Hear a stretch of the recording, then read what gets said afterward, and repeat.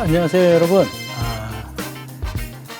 무인 멀티콥터 드론 이론 강의를 진행하도록 하겠습니다. 저는 한국드론진흥협회 회장을 맡고 있으며 현재 KDC 한국드론센터 대표로 재직 중인 오석봉이라고 합니다. 자, 첫 번째로 우리가 이제 강의할 부분이 크게 보면은 이제 4가지로 이렇게 구분이 되는데, 자, 오늘은 챕터 1, 드론 무인 비행 장치란 무엇인가, 이 챕터 1으로 진행을 해보도록 하겠습니다. 자, 챕터 1의 목차를 보시게 되면은 드론, 그 다음에 두 번째는 드론의 주요 구조, 드론의 동력, 드론의 안전 수칙 및 교육법, 그리고 마지막으로 항공 정보에 대해서 우리가 학습을 좀 진행해 보도록 하겠습니다.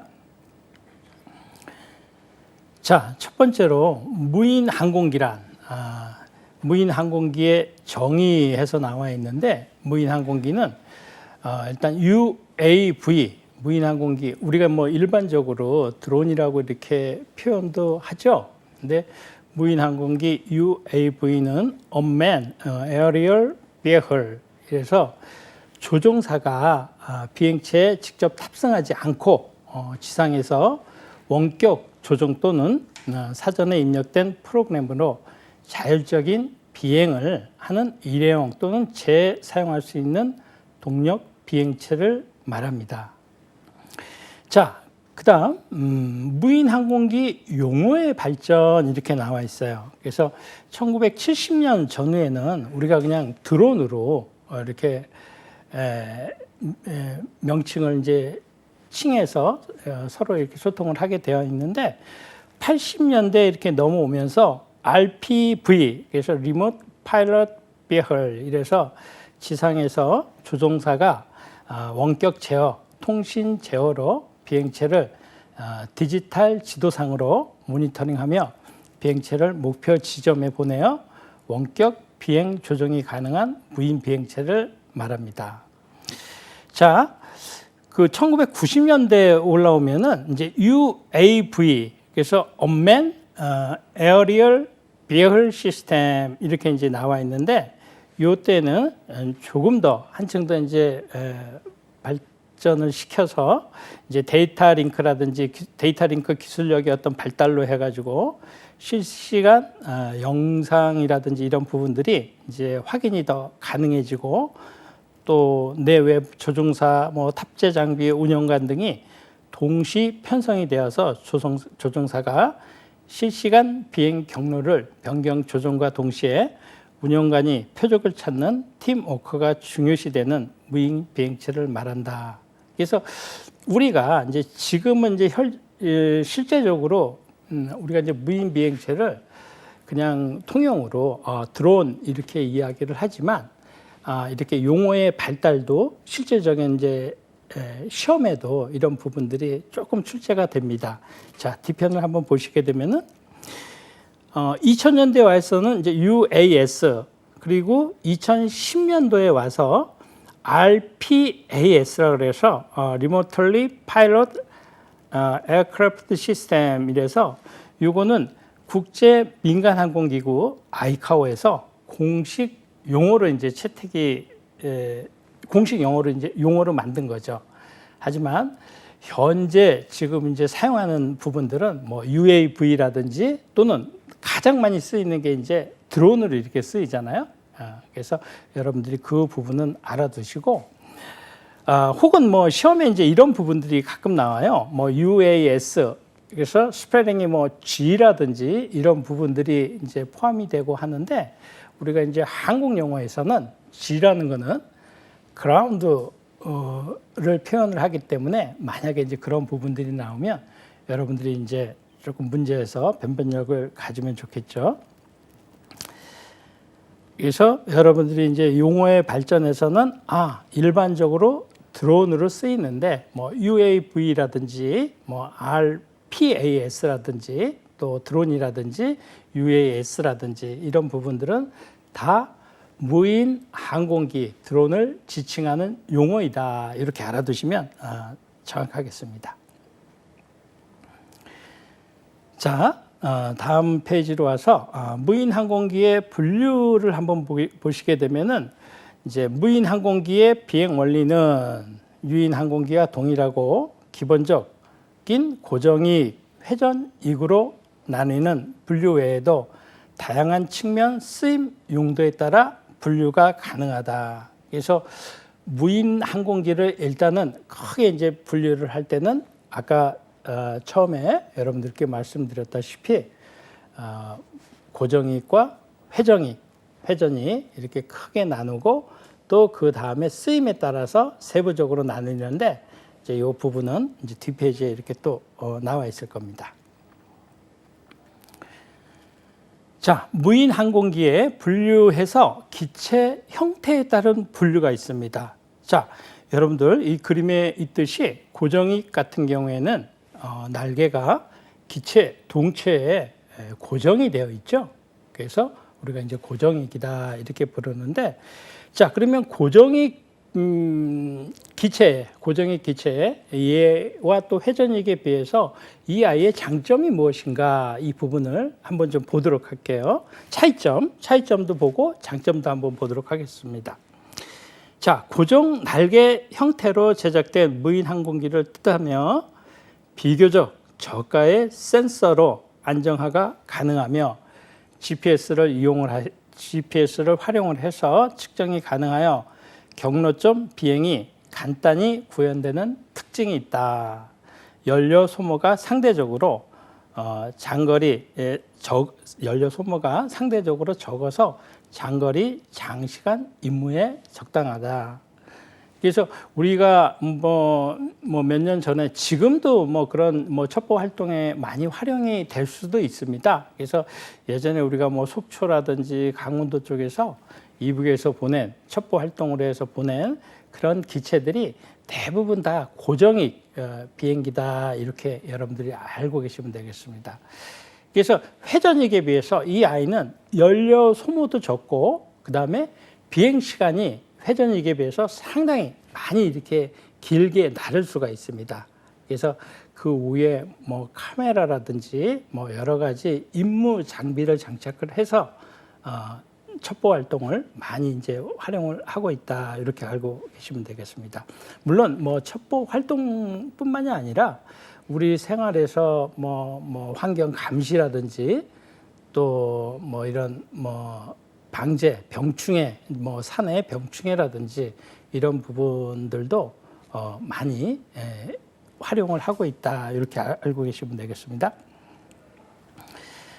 자, 이제 형태 분류에서 두 번째로 이제 앞에 이제 고정이익이 나왔는데 두 번째 회전이익 무인 항공기가 나왔네요. 그래서 회전이익 같은 경우에는 아까 말씀드렸다시피 날개를 돌려서 양력을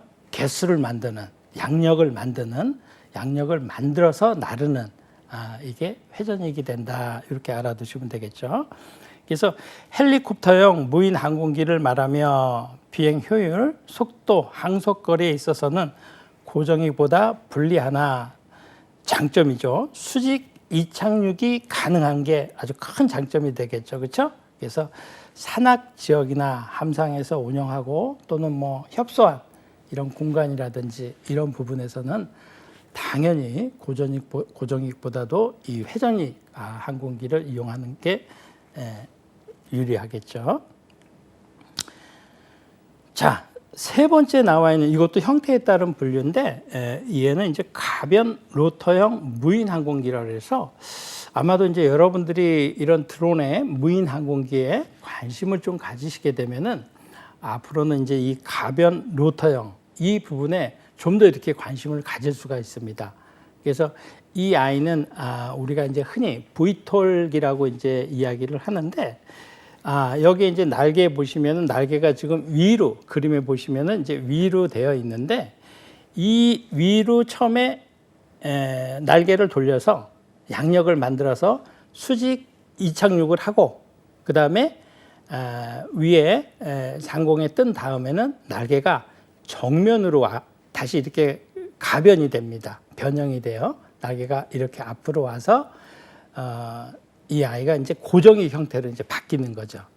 그래서 가변 로터형 무인 항공기는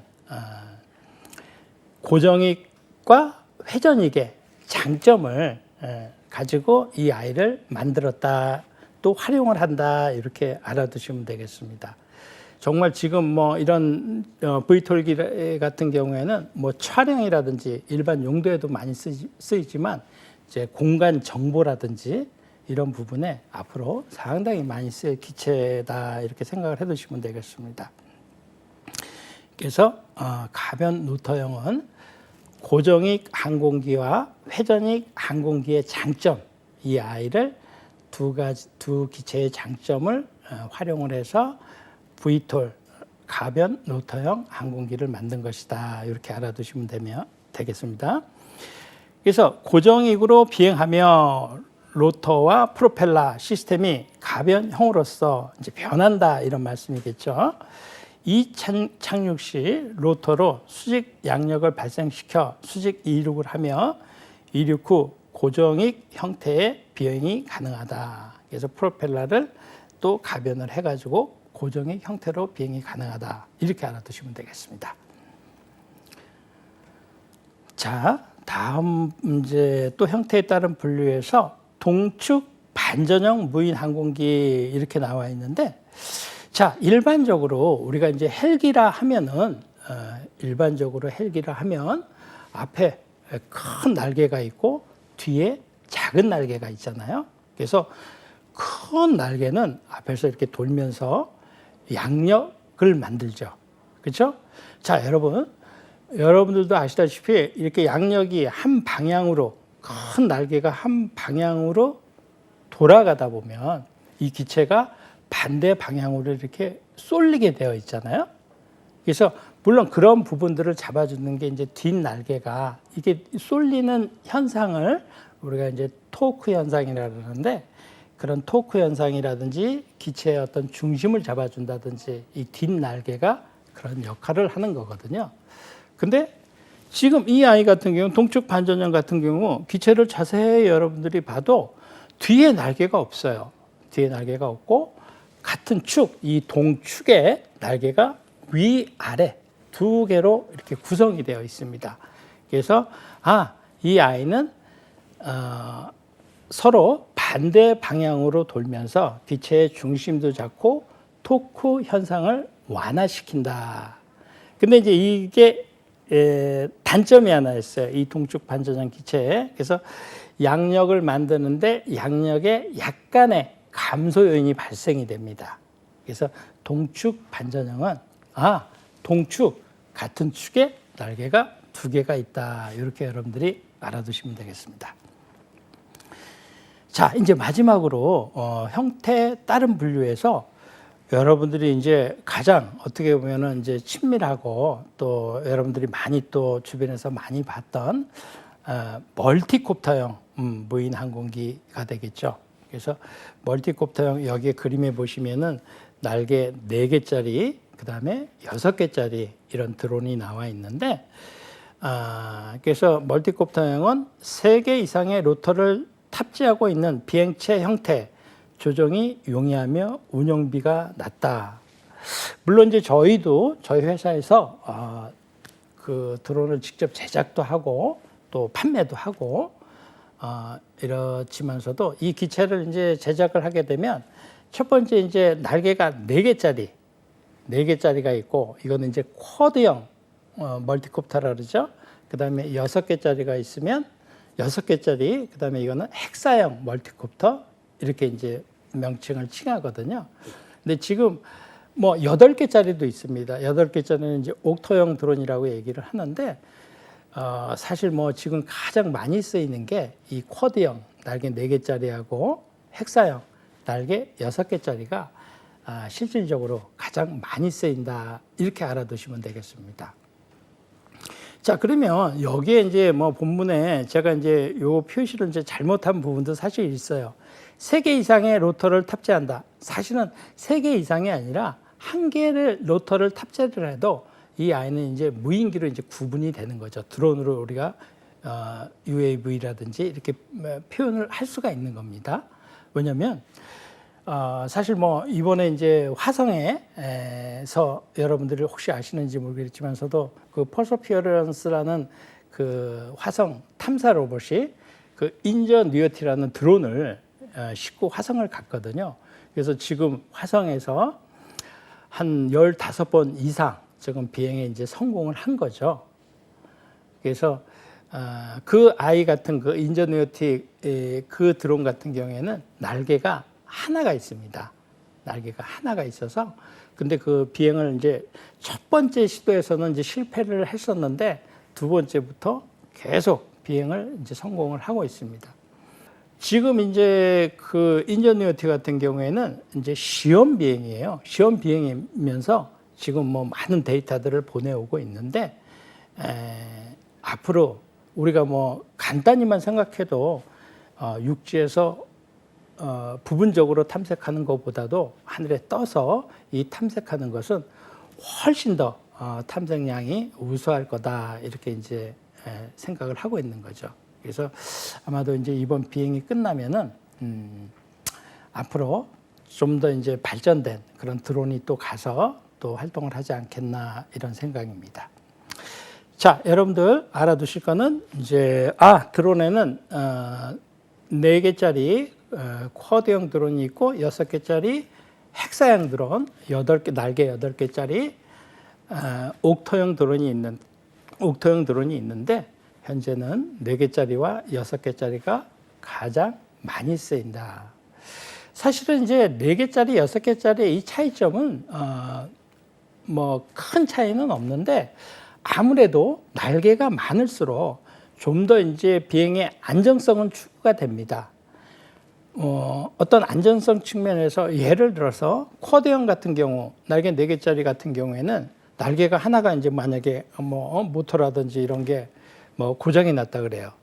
그러면은 사실은 기체가 거의 그냥 바로 이렇게 떨어지게 돼 있습니다. 근데 6개라든지 8개짜리 같은 경우에는 날개가 하나가 떨어져도 날개가 하나 고장이 나도 이제 비상 비행이 가능하니까 물론 이제 그걸로 뭐 임무 수행을 하면 안 되고 바로 이제 비상 착륙 지점까지 끌고 와서 이제 착륙을 시키는 이런 거는 가능하니까 우리가 이제 날개를 뭐 개수에 따라서 그런 부분 비행의 뭐 비상 상태라든지 이런 부분에 있어서 조금 줄일 수 있다 이렇게 알아두시면 되겠습니다.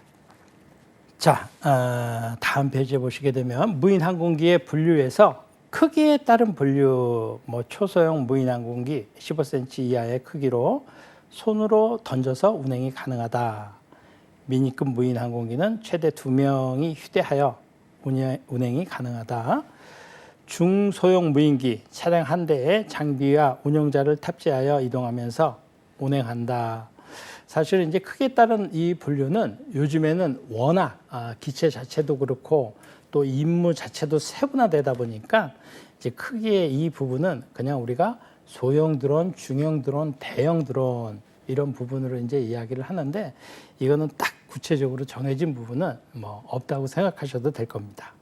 자, 무인 항공기의 분류, 운영 목적에 따른 분류에서 군사용, 뭐 항공 촬영, 그다음에 뭐 이제 재난 안전, 공간 정보라든지 방역용, 농업 분야 이런 부분에 이제 많이 쓰이게 되는데 특히나 뭐 군사용 같은 경우에는 여러분들도 아시다시피 지금 뭐 러시아하고 우크라이나 전쟁에서도 드론의 군사용으로 역할이 상당히 활발히 이렇게 진행이 되고 있거든요. 그래서 예전엔 단순히 이제 뭐 정찰이라든지 감시라든지 이런 부분에서 직접적으로 포탄을 싣고 직접적으로 미사일을 쏜다든지 이런 그러니까 역할 자체가 앞으로도 점점 더 커지지 않나 이런 생각입니다. 뭐 항공 촬영 같은 경우에는 이거는 뭐 여러분들도 실제적으로 이제 해보셨던 분도 계시겠지만서도 지금은 뭐 개인 어떤 뭐 방송 뭐 유튜브라든지 뭐 여러 가지 이런 부분들이 개인의 어떤 영상 이런 부분을 활용하는 분들이 많이 계시기 때문에 이제 지금은 드론을 활용을 해가지고 그런 영상을 수집하는 이런 부분들도 많이 있겠죠. 이게 이제 여러분들도 앞으로 이제 드론 촬영하면은 이제 보통 이렇게 느끼시겠지만은 저희 회사에서도 뭐 드라마라든지 또는 뭐 예능이라든지 이런 부분들 촬영 협조를 이제 나가고 하는데 실제적으로 이제 카메라가 이렇게 발달을 하다 보니까 너무너무 좋은 카메라들이 많이 있다 보니까 이제 여러분들이 생각 외로 그 영상이 구현이 되면은 지금까지 보아왔던 그런 어떤 지상에서의 어떤 그 카메라의 역할보다도 또 새로운 영상을 이렇게 접할 수가 있습니다. 자, 뭐 재난 공간 정보 아까 말씀드렸다시피 우리가 공간 정보 같은 경우에는 공간 정보 뭐 재난 완전 뭐 이렇게 많이 하는데 공간 정보 같은 경우에는 이제 위에서 찍지만 우리가 위에서 찍는 영상도 있지만 공간 정보는 이게 이제 3차원으로 나오는 거거든요. 쉽게 얘기해서 위에서 어떤 빌딩을 하나 찍으면 그 빌딩의 높이 이런 수치 이런 부분들까지 다 이제 얻을 수가 있는 거거든요. 그래서 아까 말씀드렸던 이런 V톨기라든지 뭐 가변 로터형 있잖아요. 그걸 V톨기라고도 얘기하는데 이 부분 이런 기체로 이 공간 정보를 활용하기 위해서 이제 실제적으로 많이 촬영을 한다 이렇게 알아두시면 되겠습니다. 방역용 농업 분야 방제용 이렇게 나와 있는데 이제 방역용은 이제 코로나19의 여파로 드론을 방역 작업에 사용에 맞춰 장비들이 개발되어서 실제 이제 활용하는 경우도 있고 또 방제용 같은 경우에는 지금 뭐 이제 우리나라도 마찬가지지만 이제 중국이나 일본 특히 이런 데서 개인용 드론을 활용을 해서 자기 농지에 이제 드론을 활용을 해가지고 뭐 방역 방제라든지 또 농약 살포라든지 또 요즘에는 입제라 그러잖아요. 입제 살포 그런 씨앗 살포도 다 가능합니다. 그래서 농업 분야에 이제 앞으로 이제 많이 뭐 지금도 많이 활용을 하고 있지만 앞으로 많이 활용이 될 거라는 기대를 하고 있습니다. 이전에는 뭐 농업 분야에 어떤 뭐 간단한 뭐 이제 그 농약을 뿌린다든지 또는 뭐 씨앗 방제 작업을 한다든지 이럴 때는 방제 작업이야 뭐 거의 수작업 또는 뭐 기계를 활용을 해가지고 이렇게 했는데 지금은 이제 드론으로 그런 부분들의 그런 역할들을 많이 하고 있는데 여기서 이제 우리가 왜 그런 드론을 활용을 해가지고 많이 하냐? 뭐 그건 뭐 간단하죠. 자본주의 사회에서 가성비가 다른 뭐 헬기라든지 그런 부분을 활용을 하는 것보다도 드론을 활용을 해서 하는 게 훨씬 더 그냥 뭐 조금 차이 나는 게 아니라 가격이 많이 이렇게 차이가 납니다. 그래서 실질적으로 많이 활용을 하고 있다 이렇게 알아두시면 되겠습니다.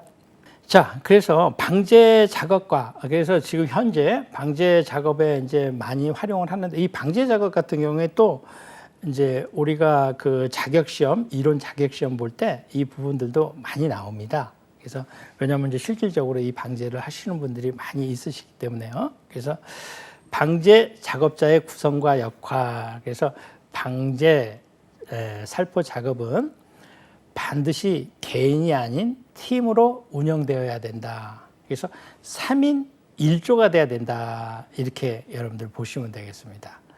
근데 아마도 여러분들이 실제 이제 방제를 한다든지 이런 데 가보시면 막 혼자서 방제를 하고 또 농약 집어넣고 막 이런 부분들이 있는데 저도 이제 저희는 이제 방제 작업은 안 하지만 저도 그 방제하는 데 가서 보면은 예를 들어서 뭐 10대라 그럴까요? 20대라 그럴까요? 20대, 10대는 조금 맞는 것 같고 20대를 그렇게 개인적으로 다 이렇게 하시다 보면은 꼭 한 대 정도는 이렇게 사고가 나요.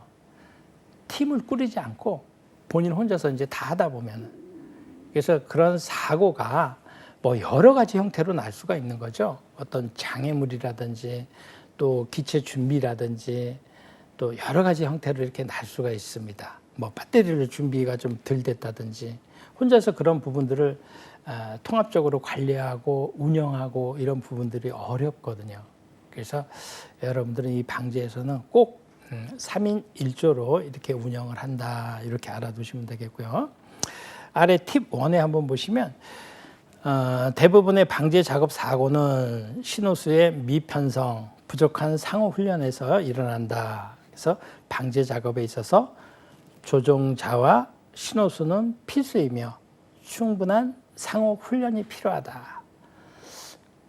이 부분은 이제 간단히 예를 한 가지만 들고 넘어가면 우리가 이제 신호수, 그다음에 조종자 또 한 분이 또 있는데 그 부분은 이제 앞으로 체크를 하고요. 신호수하고 조종자 이렇게 있는데 신호수 같은 경우에 예를 들어서 논이 우리가 논이 벼농사 짓는 논이 100평짜리 50평짜리 이렇지가 않잖아요. 예를 들어서 4,000평, 5,000평, 심지어는 4만 평, 5만 평, 10만 평 이러잖아요. 근데 이 먼 거리를 이렇게 보게 됐을 때 우리가 착시 현상이라는 부분들이 있거든요.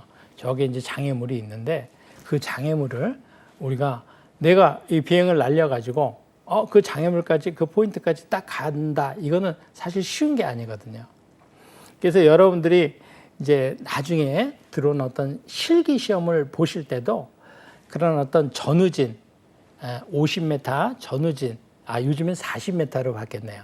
그래서 40m 전후진 비행도 이제 그래서 이제 그런 부분들이 있는 거거든요. 이런 원근감, 비행의 이제 원근감이라든지 이런 부분들을 갖기 위해서.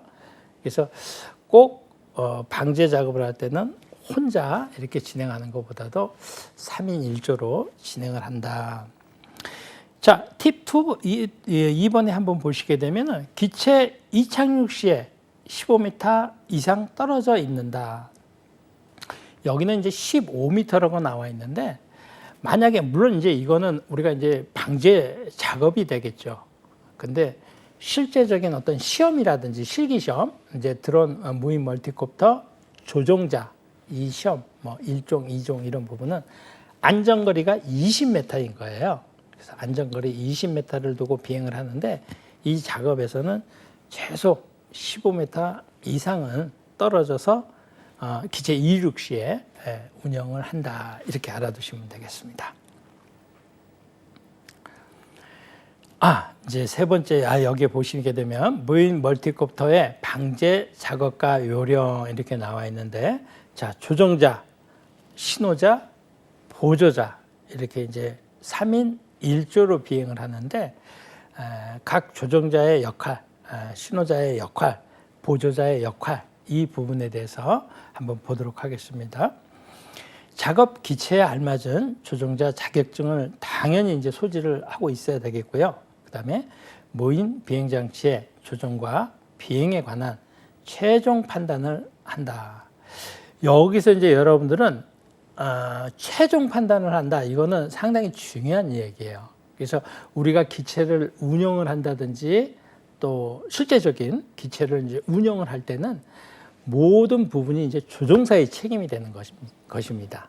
그래서 이 조종사의 역할은 상당히 중요한 겁니다.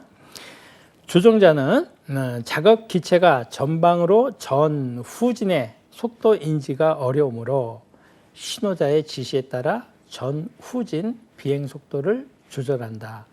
특히나 이 방제 작업에서는 이 전후진, 이 거리감 갖는 게 가장 어려운 거거든요. 그래서 내가 드론을 아무리 많이 날렸다고 하더라도 항상 신호자 이 지시에 따라서 여기까지 5m 남았다, 3m 남았다, 1m 남았다 이런 부분 서로 이제 수신호가 아니라 어떤 무전기로 이거 신호를 주고 받아야 되겠죠. 그래서 그런 부분. 자, 신호자의 역할이 어떻게 되나 한번 볼게요. 작업 중 기체의 전후진 속도와 논밭의 끝선을 통과하였는지 무전기를 통해 조종자에게 전달하며 필요하다면 살포 장치의 온, 오프 스위치를 누를 수 있다. 신호자에게는 잘 보여도 조종자에게는 보이지 않는 경우가 있기 때문에 오버런 상황 혹은 엔드라인 부근의 장애물의 유무를 정확하게 알려준다. 우리가 이제 실제 이제 방제를 할 때도 몇만 평짜리 이렇게 논도 있지만 몇천 평짜리 이런 논 같은 경우에는 주변에 이제 나무라든지 전봇대라든지 이런 장애물이 있을 수가 있는 거거든요. 그래서 이런 부분들은 여러분들이 뭐 여러분도 아시다시피 기체가 뭐 전봇대라든지 나무의 뭐 가지라든지 이런 데 한번 부딪히게 되면은 뭐 바로 이제 크래시가 되는 거거든요. 그래서 그런 부분들을 여러분들 이제 발생이 되지 않도록 이제 항상 신호자의 지시도 받고 또 조종자는 또 조종자와 신호자의 이런 소통 이런 부분들이 너무 중요하다. 여기서 이제 오버런 상황 같은 경우에는 어떤 지점 자체를 이제 넘어가는 거고 끝 부분 엔드라인 끝 부분의 장애물 같은 경우도 정확하게 신호자는 조종자에게 알려줘야 되겠죠.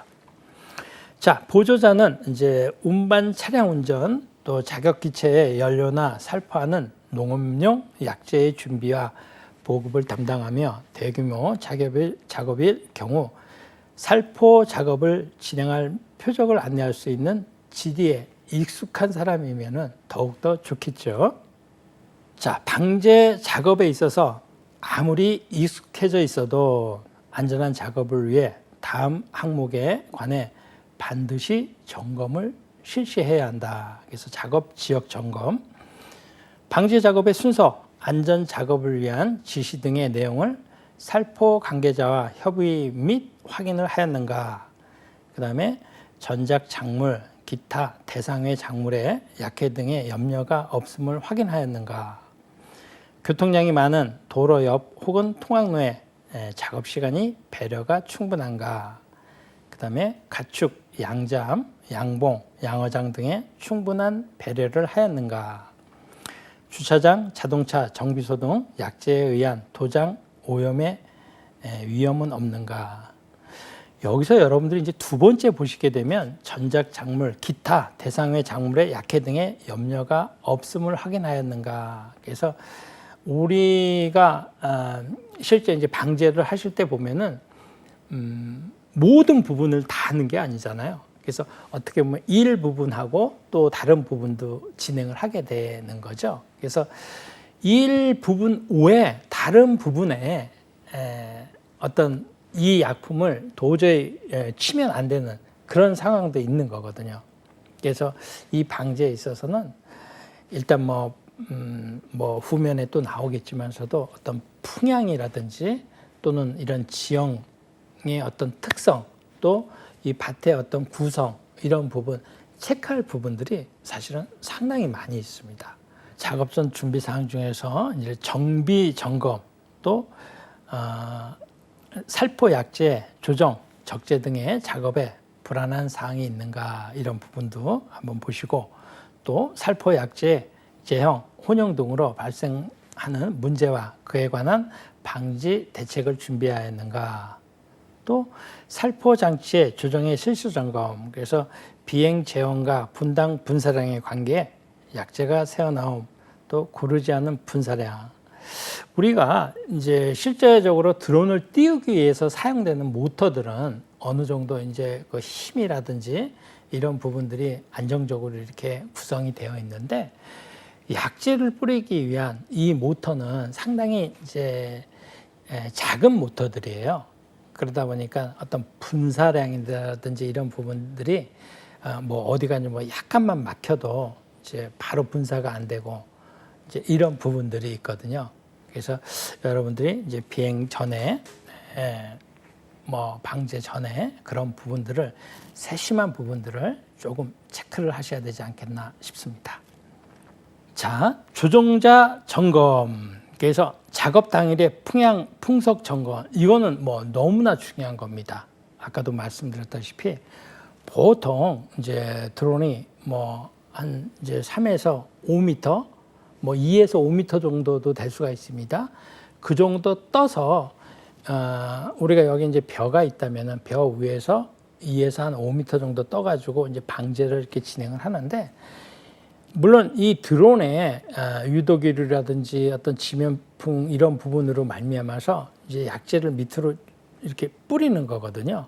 약재를 밑으로 이렇게 뿌리는데 아무래도 바람이 뭐 초속 뭐 3m에서 뭐 5m 또는 5m 그 이상 이렇게 불게 되면은 여기서 뿌리는 압력이 아무래도 그렇게 크게 강하지가 않기 때문에 이 바람에 의해서 다른 쪽으로 그 약재가 이동을 할 수가 있기 때문에 가급적이면 어떤 풍속이라든지 이런 부분들은 미리 체크를 하시고 준비를 하시는 게 좋겠습니다.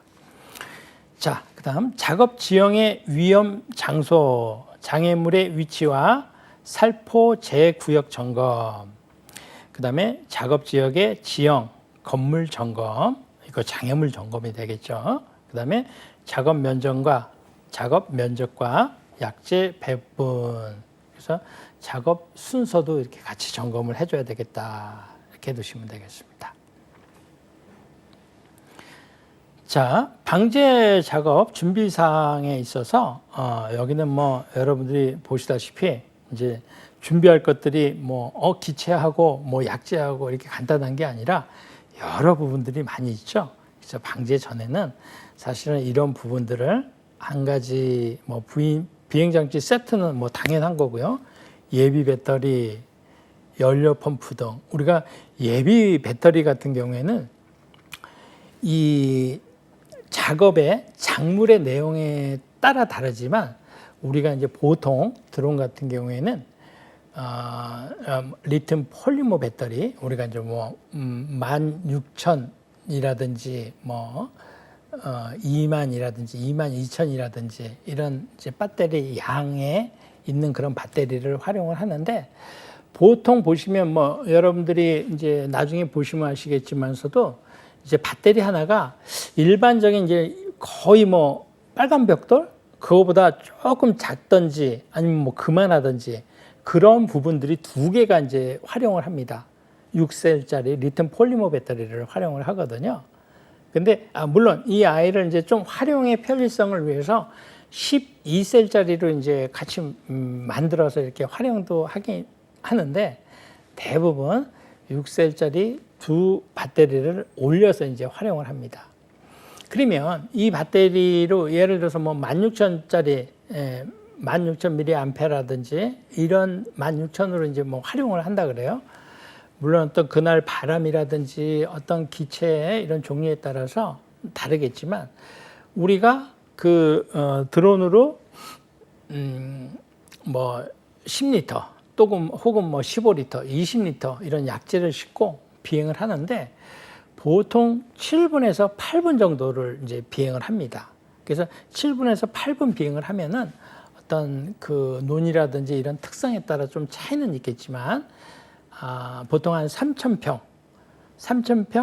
왔다 갔다 이렇게 이제 방제를 할 수가 있는 거거든요.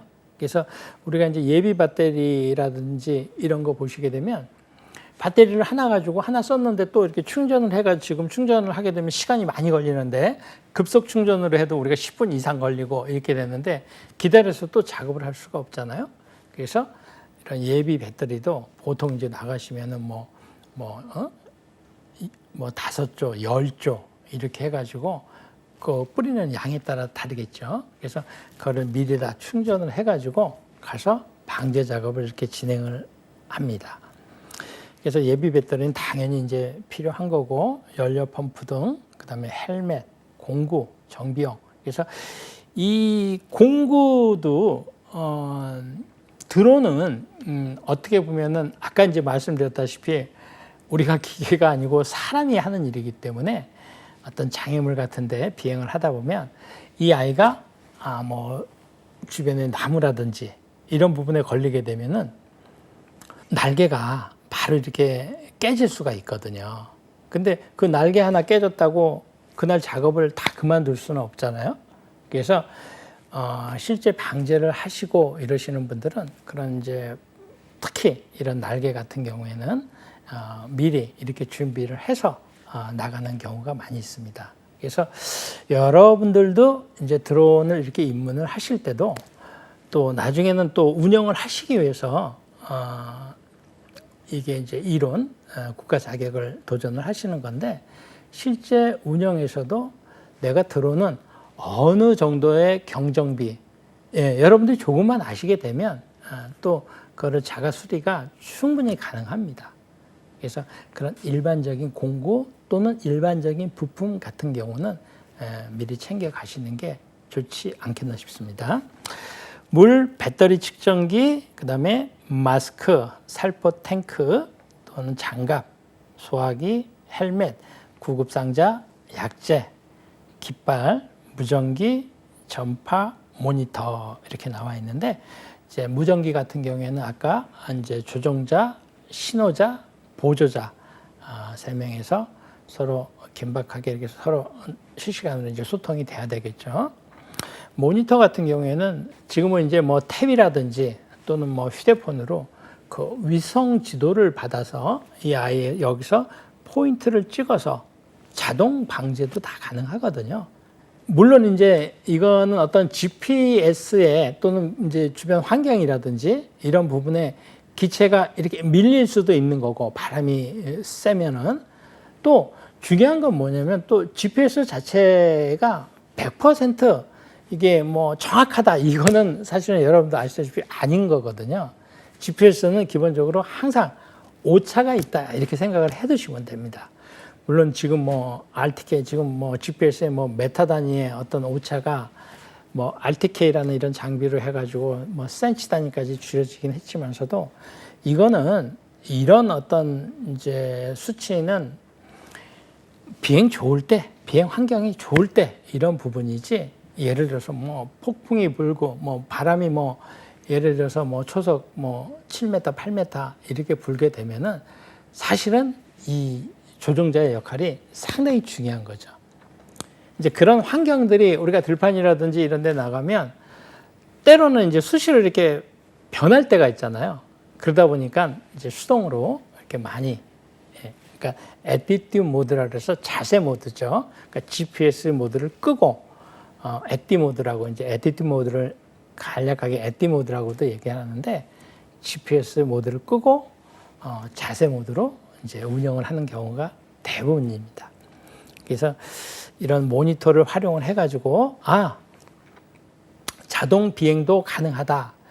이제 위성 지도를 활용해서 그럼 심지어는 우리가 10,000평짜리를 우리가 방제를 하는데 약재 통에는 한계가 있잖아요. 뭐 10리터짜리 넣었는데 이 아이가 뭐 3,000병밖에 못해. 그러면 요즘에는 자동 방제 기능이 그러면 이 아이가 거기서 약재가 떨어지면 다시 그 포인트로 옵니다. 이륙 포인트로 와서 자기가 저절로 착륙을 해요. 그러면 그 착륙한 상황에서 또 약재를 넣어주면 아까 그 왔던 장소, 그 뿌린 마지막 장소로 이 아이가 갑니다. 그래서 또 마지막 비행을 이렇게 운영을 하는 그런 시스템은 지금 다 돼 있다. 이렇게 알아두시면 되겠습니다. 방제 살포 비행. 그래서 1번에 보시게 되면 방제 살포 작업 계획. 그래서 작업 시작 전 현장의 지형과 작업 구역을 먼저 확인을 하셔야 되겠죠. 그래서 면적이라든지 또는 여기는 살포를 하면 안 되겠다. 살포 제외 지역. 그다음에 장애물의 위치. 이거는 살포 전에 이제 아주 중요한 부분이죠. 그래서 면적을 먼저 확인하시고 그 면적에 따라서 어떤 약재 준비라든지 이런 부분이 있을 수 있겠고 또 여기는 하면 안 되겠구나. 이런 살포 제외 지역이 있을 수 있고 그다음에 장애물은 저 포인트에 있구나. 미리 확인을 하시고 작업 현장 상태의 정확한 파악을 위하여 축적 지도를 준비한다. 이는 작업의 정밀도와 효율, 비행 안전에 밀접한 연관이 되므로 지도의 작업 구역, 장애물, 진출입로 등을 표시하고 이전에 사용한 지도를 사용할 경우 이전에 사용한 지도를 사용할 경우 지형과 장애물의 변화를 재확인한다. 요즘에는 뭐 상황 자체가 이제 많이 바뀌기 때문에 지형 부분들이 그런 부분들은 예전에 그러니까 우리가 예를 들어서 뭐 1년 전에 이런 이제 내가 여기 A라는 지점을 방제를 했다. 그래서 그 지도는 그 지도는 위성 지도에 또는 내 탭에 그대로 저장이 가능하거든요. 그래서 그 다음에 와서 나 이 지역을 예전에 했었으니까 이걸로 그대로 포인트 찍어서 하면 돼. 이 부분은 왜냐하면 요즘 지형 지물이 좀 바뀌고 이런 부분이 있기 때문에 또 뭐냐면 GPS란 아까 제가 말씀드렸다시피 GPS라는 것은 뭐 그날 따라서 또는 그 환경에 따라서 이런 부분이 차이가 있는 거거든요. 뭐 간단한 예로 뭐 오늘 뭐 GPS가 너무나 좋은 것들이 잡혔어요. 그래서 어떤 GPS 오차율이 많이 떨어질 수도 있는 거고 또 뭐 예전에 띄웠던 GPS가 잡혀서 활용을 하게 된다. 이런 부분도 조금 차이가 있을 수가 있겠죠. 이거는 뭐 제가 그 약간의 오차이겠지만서도 또 그 부분 말고도 환경, 예를 들어서 바람이라든지 이런 부분에도 큰 영향도 있기 때문에 그런 부분은 이제 재활용할 때는 다시 한번 변화를 재확인한다. 이렇게 알아두시면 되겠습니다. 무인 멀티콥터의 방제 작업과 준비 사항에서 이거는 이제 여러분들이 실제 방제를 하실 때는 어떤 탭이라든지 휴대폰에 이런 이제 위성 지도를 받아서 위성 지도를 실시간 받아가지고 이렇게 운영을 하기 때문에 이 부분에 이제 포인트를 찍어서 예를 들어서 요 A 포인트에서 뭐 100m까지 가서 다시 돌아서 또 폭은 몇 메타로 해가지고 이렇게 비행을 진행을 한다. 이런 부분들이 전부 명령이 가능하니까 그렇게 이제 활용을 하시면 되겠습니다.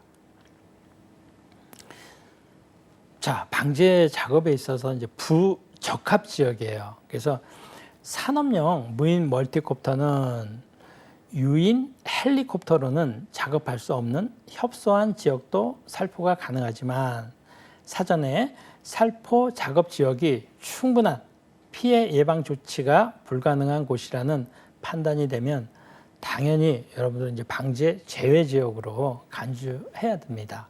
그래서 아랫부분 요 사항들을 한번 체크를 한번 해볼게요.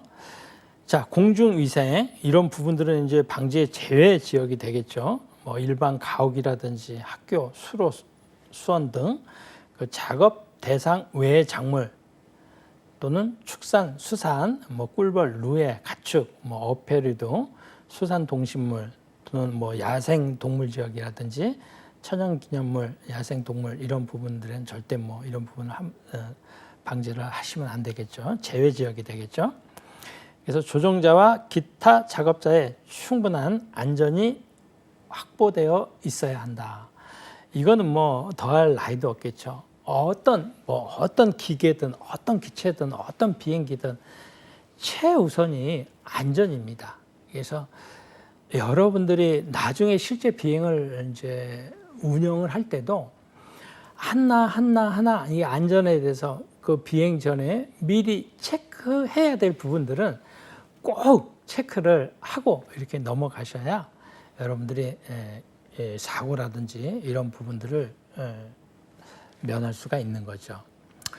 그래서 우리가 특히나 이제 이 드론 같은 경우에는 1분에 이 날개가 대략 한 800번 정도 이렇게 회전을 하거든요. 이 1분에 800번이면은 여러분들 생각을 한번 해보세요. 이게 어떻게 보면 칼보다도 더 무서운 거거든요. 뭐 강의 중에 이런 말씀 드려서 죄송하지만 하지만 앞으로 이제 여러분들이 운영을 하게 되면 실제적으로 여러분들이 이제 봐야 되고 운영을 해야 될 부분들이기 때문에 그래서 안전상에 있어서 그런 적이기 때문에 그런 부분들이 또는 기체 자체가 뭐 센서 FC라든지 뭐 자이로 센서라든지 뭐 센서들이 뭐 기압계라든지 이런 부분들이 많이 있어요. 작은 전자 센서들이. 그러다 보니까 특히나 이 안전에 대해서는 정말 여러분들이 이제 주의를 많이 하셔야 돼요. 왜냐하면 기체 자체가 우리가 1초, 인간이기 때문에 1초, 2초 이런 상황에서 사람이 이렇게 탁 판단을 해가 새로운 상황, 그러니까 기존에 있었던 상황들이야 우리가 이제 몸이 저절로 따라가지만 새로운 상황들이 발생이 될 때는 우리가 인간이 1초, 2초 이런 데서 아주 명확하게 아주 클리어하게 이렇게 판단을 내리기가 정말 힘듭니다. 그래서 저도 이제 드론을 뭐 날리기를 너무 좋아하고 또 촬영 이런 부분들을 너무 좋아하기 때문에 어떻게 보면은 그 한 10년 가까이 날렸는데 얼마나 많은 그런 경험이 있겠어요.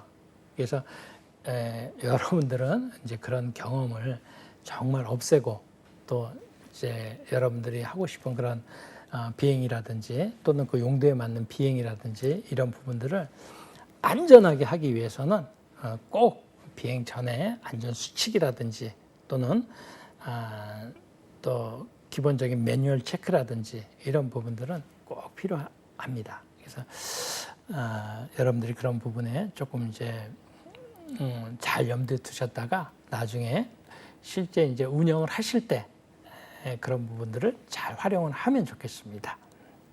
오늘 강의는 여기까지 진행하고 다음 시간에 이어서 진행하도록 하겠습니다.